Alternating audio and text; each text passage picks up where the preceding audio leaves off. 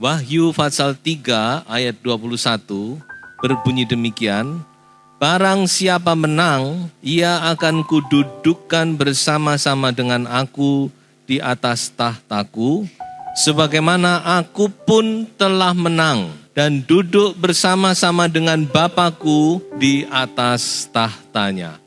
Yesus Kristus, Juru Selamat kita, Dia adalah Tuhan yang sudah menang. Dia adalah Allah pemenang. Dia sudah menang atas iblis. Dia sudah menang atas segala masalah, pencobaan dan segala sesuatu selama dia di dunia sampai masuk ke dalam sorga. Jadi Tuhan juga ingin kita sebagai umat-umatnya juga menang. Yesus pemenang, dia juga ingin kita juga pemenang. Sebab itu kita pun harus menang. Dan ada 3 hal yang perlu kita ketahui atau apa yang perlu kita lakukan untuk menjadi pemenang. Yang pertama, kita harus tahu bahwa menang itu adalah pilihan kita. Kita bisa memilih untuk menang, tapi kita juga bisa memilih untuk kalah. Mungkin saudara bingung, mana ada orang yang memilih untuk kalah? Kalau kita mau menang, pertama kita harus memilih untuk menjadi pemenang. Karena manusia ini dilahirkan, diciptakan dengan satu kehendak bebas. Manusia memiliki kehendak bebas atau free will. Dan dalam kehendak bebas itu, manusia bisa memilih apakah dia mau memilih A atau B atau C atau D dan sebagainya. Demikian juga manusia bisa memilih untuk menang, tetapi dia juga bisa memilih untuk kalah. Bagaimana ini bisa terjadi? Coba saya ajak saudara membaca di dalam Kejadian pasal 3 ayat yang ke-16 dan ayat yang ke-17. Kejadian pasal 2 maksud saya. Lalu Tuhan Allah memberi perintah ini kepada manusia, semua pohon dalam taman ini boleh kau makan buahnya dengan bebas. Kehendak bebas. Tuhan berikan kehendak bebas kepada manusia. Semua pohon boleh kau makan dengan bebas. Ayat 17. Tetapi pohon pengetahuan tentang yang baik dan yang jahat itu janganlah kau makan buahnya. Sebab pada hari engkau memakannya, pastilah engkau mati. Ini adalah pilihan. Di dalam kehendak bebas itu Tuhan memberi pilihan. Yang ini boleh, yang ini jangan.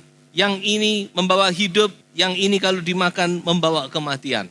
Tetapi sayang, karena kita melihat bahwa nenek moyang manusia, Adam dan Hawa, mereka gagal. Mereka tidak memilih yang hidup, tapi mereka memilih kematian. Mereka sudah menggunakan hak pilihnya dengan salah. Sudah dalam kehidupan kita ini juga kita bisa memilih setiap hari. Setiap hari kita bangun, kita sudah memilih. Pilihan-pilihan semacam itu, saudara-saudara, pilihan yang umum, yang wajar. Tapi ada pilihan-pilihan yang penting dalam hidup kita. Kita mau memilih yang baik atau yang jahat. Kita mau memilih menurut firman Tuhan atau tidak. Nah, pilihan-pilihan semacam ini sudah kelihatannya memang sepertinya kecil. Sepertinya tidak berarti. Tetapi itu menentukan masa depan kita. Kalau saudara memilih yang baik, saudara memilih yang benar, walaupun itu hal-hal yang kecil sekalipun, itu akan melatih kita untuk kita terus memilih berjalan di dalam jalannya Allah. Tetapi sebaliknya, kalau hal yang kecil itu kita abaikan, enggak apa-apa. Toh kalau dosa nanti diampuni, saya masih bisa datang kepada Tuhan, saya masih diampuni oleh Tuhan. Saudara, percayalah, yang kecil saudara tidak bisa memilih yang benar, yang besar pun saudara akan jatuh. Kejatuhan itu dimulai dari hal-hal yang kecil. Kejatuhan itu bukan langsung. Orang berbuat zina, orang berbuat perkara-perkara yang tidak benar, itu bukan langsung jatuh. Saya sudah pelajari dalam Alkitab. Orang bisa jatuh dalam perzinahan itu karena hal-hal yang sepele. Mungkin karena tontonan, karena kesenangannya dengan hal-hal yang porno, dengan hal-hal yang cabul. Karena dia mungkin menyimpan hal-hal yang tidak benar. So itu mari saudara kita belajar untuk memilih menjadi pemenang. Amin. Pilihlah kemenangan. Pilihlah kehidupan, saudara-saudara. Di dalam Injil Matius, dalam kitab Injil, kita melihat juga Adam terakhir, yaitu Yesus Kristus. Ketika dia ada di dalam taman, yaitu Taman Getsemane, dia juga dihadapkan kepada pilihan. Dia mau menuruti kehendak Bapa atau dia mau memakai kehendaknya sendiri. Itu memilih. Tuhan bisa memilih waktu itu. Makanya ketika dia menyerah, dia berkata, jadilah sesuai kehendakmu. Dia memilih untuk taat kepada kehendak Bapaknya. Maka dia menang, saudara-saudara. Meskipun dia mati di atas kayu salib, tapi dia mati sebagai pemenang. Sebab dia adalah pemenang, maka kita pun menang. Kalau Tuhan kalah, kita nggak punya harapan, saudara. Tapi karena Yesus Kristus sudah menang, maka saudara dan saya, kita bisa menjadi pemenang. Sebab itu saudara-saudara, biarlah kita mau memilih menjadi pemenang. Kalau saudara membaca di dalam Wahyu pasal 2 dan pasal yang ketiga, di situ ada surat kepada 7 sidang jemaat, selalu diakhiri dengan barang siapa bertelinga, hendaklah ia mendengar. Maksudnya, hendaklah ia taat. Dan kalau orang itu mendengar, maka dia akan keluar sebagai pemenang. Jadi, ketaatan itu adalah kunci kemenangan. Kunci kemenangan orang percaya itu pada ketaatan. Itu tidak bisa tidak, dan itu memang firman Tuhan, saudara. Larinya saudara mau lari kemana, ke utara, selatan, barat, timur. Akhirnya saudara akan sampai pada satu kesimpulan. Bahwa kunci kemenangan kita, waktu kita mau mengambil jalan ketaatan. Ketaatan kepada firman Tuhan. Maka kita akan menang, saudara. Belajar ketaatan itu tidak mudah. Ketaatan itu tetap adalah kunci. Kalau saudara tidak mempunyai roh yang taat, saudara jangan harap akan menang, akan berhasil. Yang kedua, saudara-saudara, menang adalah sebuah usaha. Artinya, saudara-saudara, menang itu harus melalui satu perjuangan.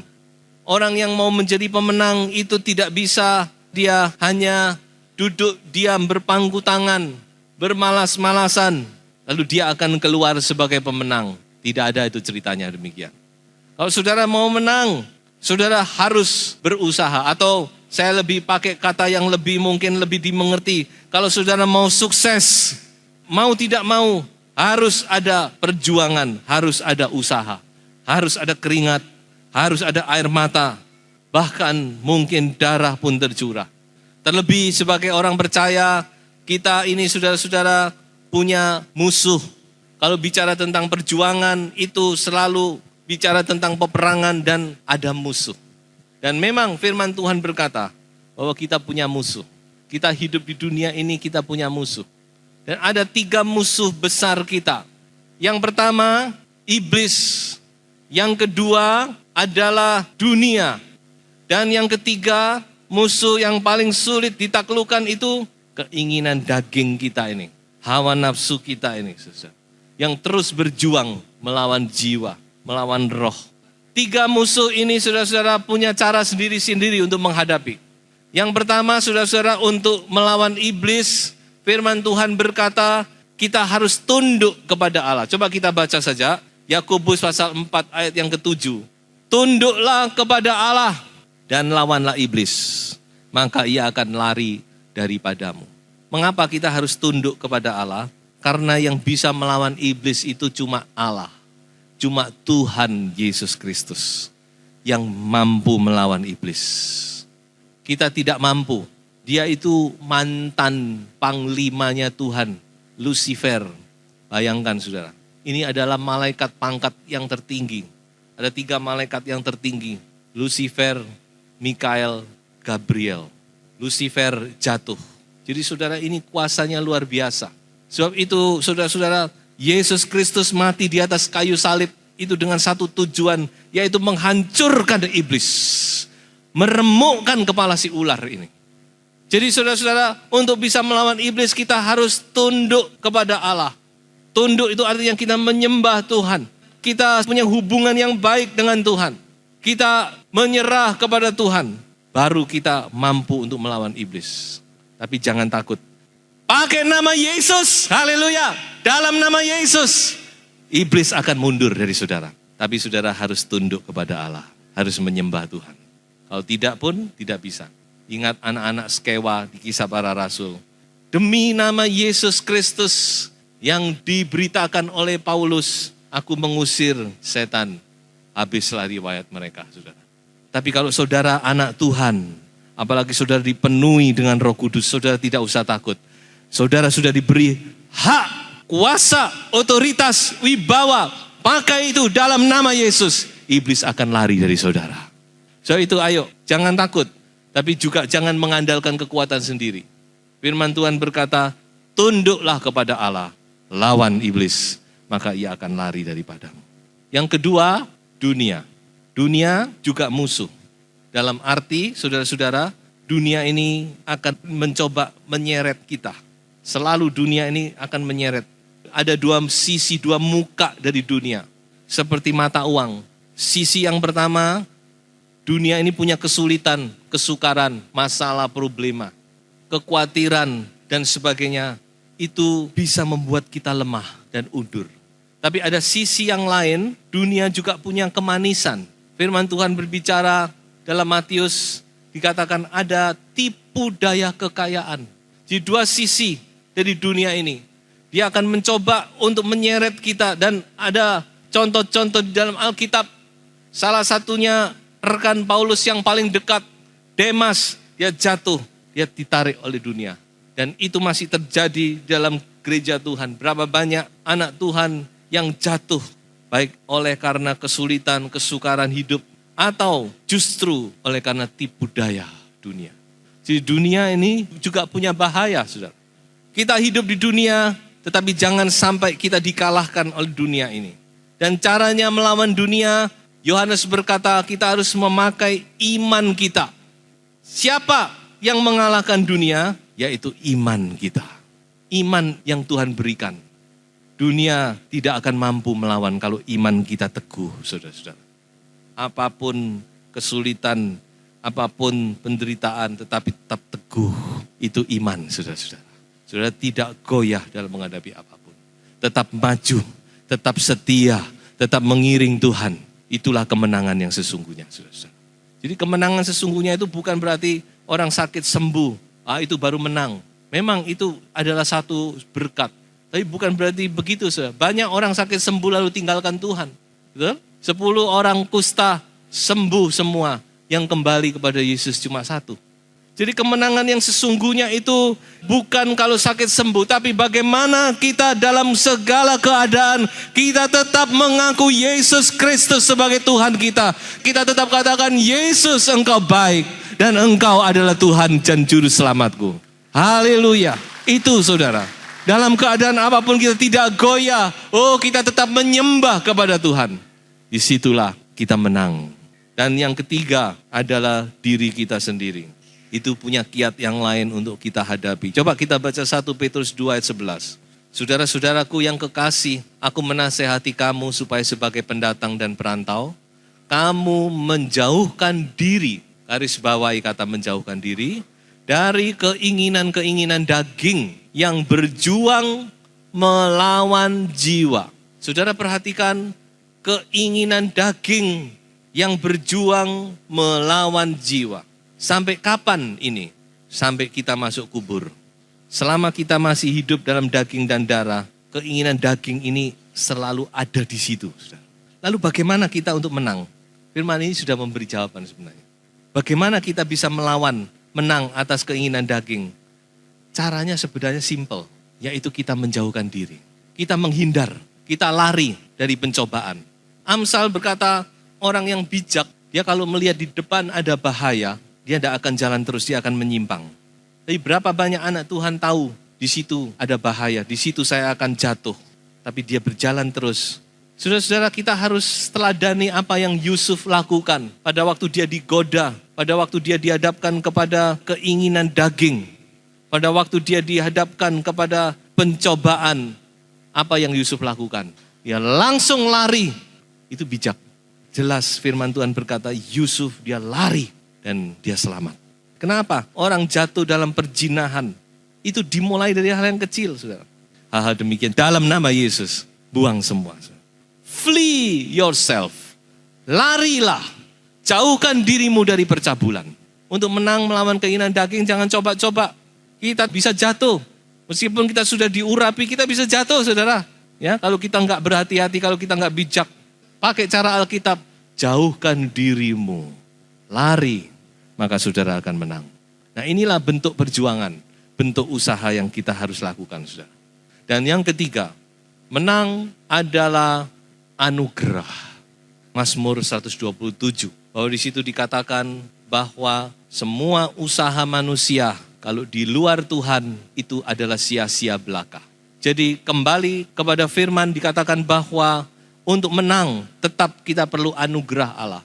Amsal 21 ayat 31 dikatakan bahwa kuda disiapkan untuk hari peperangan, tetapi kemenangan ada di tangan Tuhan. Tapi bukan berarti lalu karena kemenangan di tangan Tuhan kita nggak siap. Tidak. Kita tetap harus bersiap, kita harus berusaha. Tetapi tetap akhirnya kembali kita harus minta pertolongan Tuhan, minta anugerah Tuhan. Kita tidak bisa mengandalkan kekuatan kita sendiri. Karena usaha dari manusia itu sia-sia. Saudara bisa usaha jongkir balik. Tetapi saya katakan kalau saudara tidak disertai oleh Tuhan, nol sungguh ini. So itu tetap dalam segala perkara, saudara harus minta anugerah itu. Berkat itu dari atas, saudara-saudara. Dan utamakan Tuhan. Manusia boleh berusaha, Tuhan yang menentukan. Manusia kalau di luar Tuhan semuanya sia-sia. Mari kita baca Mazmur 20 ayat 7-9. Sekarang aku tahu bahwa Tuhan memberi kemenangan kepada orang yang diurapinya dan menjawabnya dari sorganya yang kudus dengan kemenangan yang gilang gemilang oleh tangan kanannya. Ayat 8, orang ini memegahkan kereta dan orang itu memegahkan kuda, tetapi kita bermegah dalam nama Tuhan Allah kita. Ayat 9, mereka rebah dan jatuh, tetapi kita bangun berdiri dan tetap tegak. Jadi saudara-saudara, kemenangan itu diberikan kepada orang-orang yang diurapi oleh Tuhan. So itu urapan itu penting. Urapan itu anugerah Tuhan. Urapan itu kita peroleh waktu kita menyembah kepada Tuhan. Roh Kudus turun mengurapi kita. So itu saudara-saudara, tetap saudara harus bersandar penuh kepada Tuhan. Bersandar, berdoa, dalam segala usaha serahkan kepada Tuhan. Amsal berkata serahkan rencanamu kepada Tuhan, maka akan terlaksanalah itu. Dan sebagai ayat terakhir, mari kita baca Wahyu 21 ayat 5 sampai ayat yang ke-7. Ia yang duduk di atas tahta itu berkata, lihatlah aku menjadikan segala sesuatu baru. Dan firman-Nya, tuliskanlah karena segala perkataan ini adalah tepat dan benar. Firman-Nya lagi kepadaku, semuanya telah terjadi. Aku adalah Alfa dan Omega, yang awal dan yang akhir. Orang yang haus akan kuberi minum dengan cuma-cuma dari mata air kehidupan. Ayat 7, barang siapa menang, ia akan memperoleh semuanya ini. Dan aku akan menjadi Allahnya, dan ia akan menjadi anakku. Barang siapa menang, sorga, Yerusalem baru, itu adalah untuk orang-orang yang menang.